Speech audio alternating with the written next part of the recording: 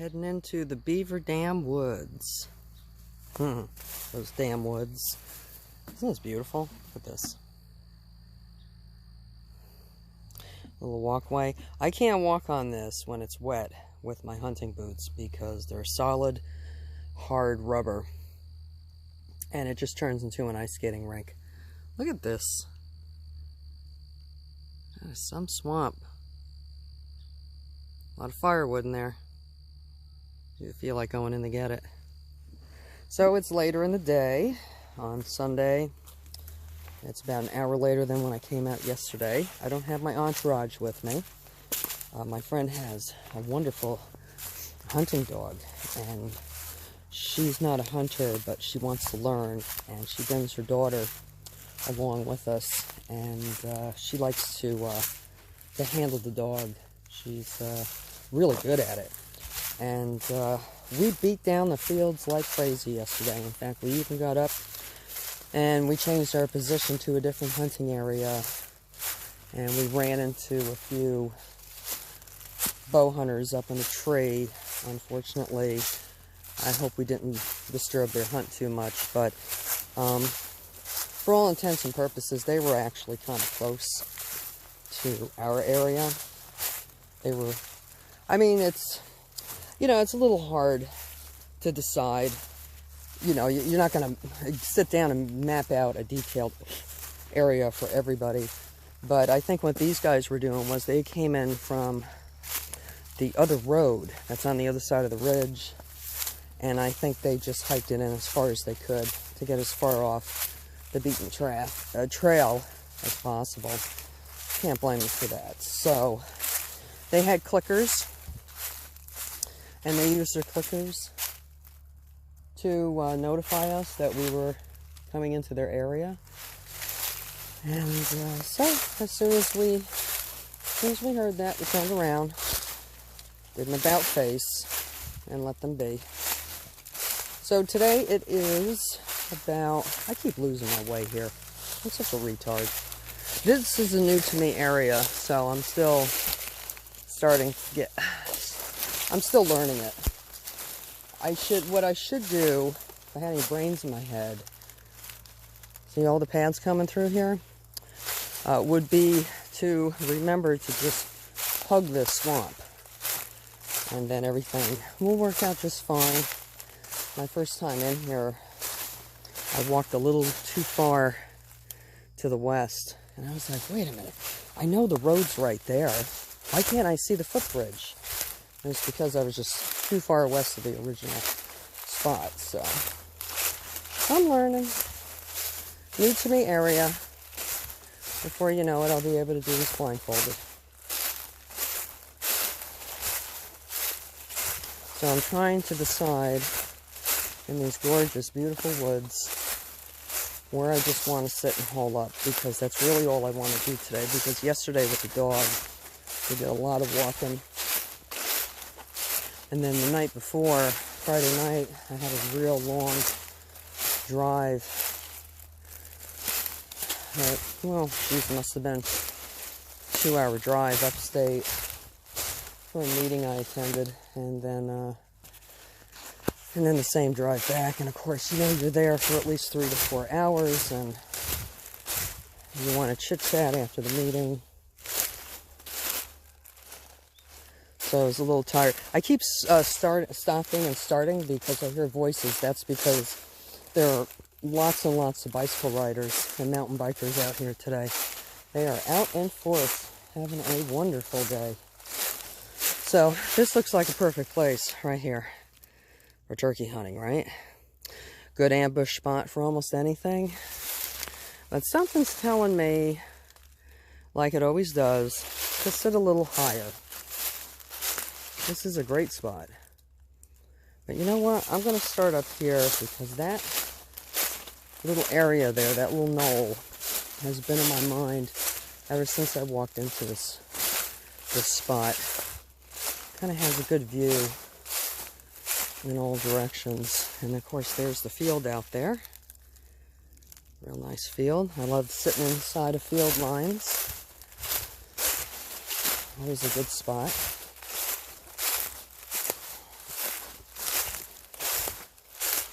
Sure is beautiful. I don't feel like turning off the camera because I just love showing off these woods. Really, really pretty.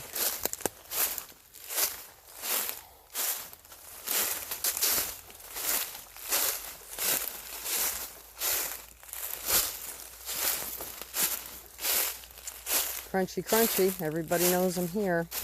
And I did it to myself again. Jesus. I don't like to give myself a break too often. Well, that's because I'm busy looking around. And I'm not focusing on where I want to sit. Okay, one more try. Ugh, heave ho. Once I get used to the spot, then I won't be so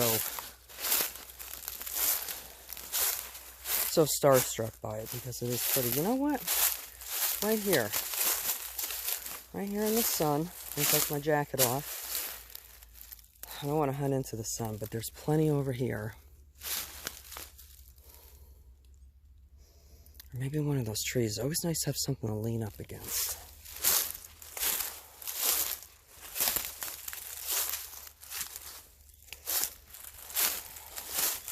There's a natural blind right here. And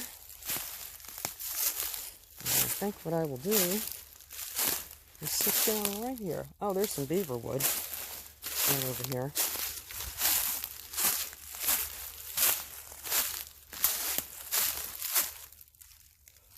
At least it looks like it was chewed, but no, maybe it wasn't beaver wood. Okay, we won't call that beaver wood then.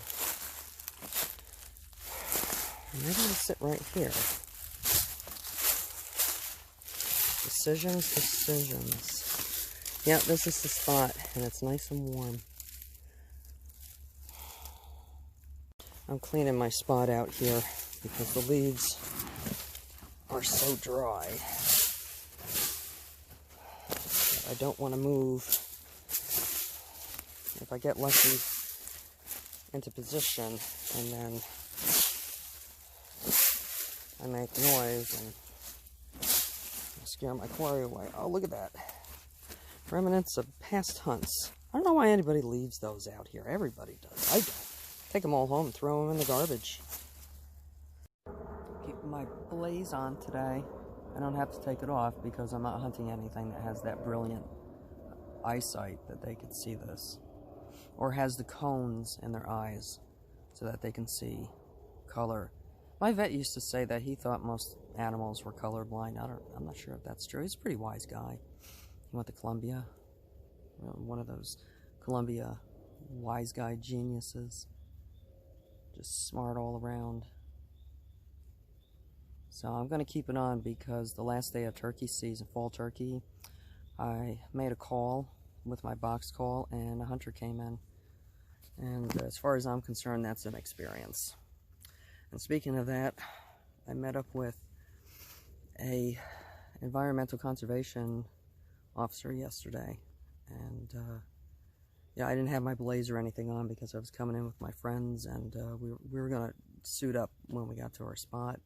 Which is fine, you can do that, but I always try to remember to have this so that other people driving through, only those with New York State hunting licenses can drive into this public land. That doesn't mean that people who don't have a license will come in here. But, yeah, so there was the ranger, and, you know, he had to ask me for my license, which is fine. Just whip out the wallet because he didn't see any other indication, didn't see my tag or anything. No problem. So he was asking me how the luck was, and I said, it's pretty bad because, you know, there's so many people from the online course, and I know I keep, it sounds like I'm complaining about it, and I guess at this point I am because I'm pretty aggravated. It's, you know, it's all I've got, so I can't really look a gift horse in the mouth, and you know, I've shown you plenty of footage of this forest, this public land, and it is gorgeous. But when I mentioned that to him and what happened on the last day of turkey season, he was very understanding, and he said, yeah, I know. He said it's definitely one of the most dangerous seasons we've had. May turkey this year was the most dangerous on record, and he believes that this season, by the time it comes to an end, probably by the last day of regular season, it may be carrying the same credentials. So that's why I'm keeping the blaze on.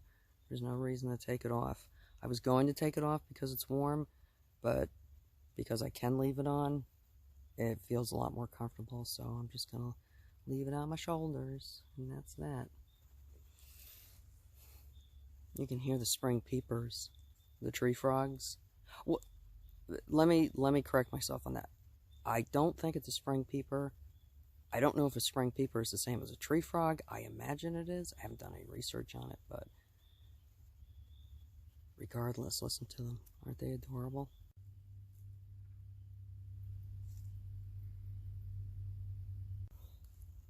I didn't bring my tripod today.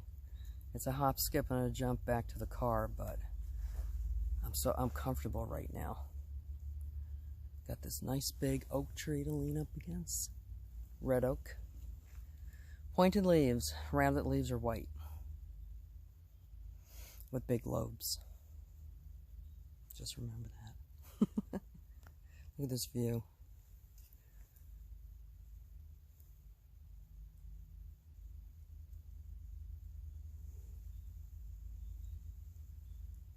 So today it's game bird of all kind that are legal. Squirrel and rabbit. Surrounded by a squirrel nest. See them up there? The squirrel summer condos. That's a good sign for squirrel hunters. Let's see, do we see anything else?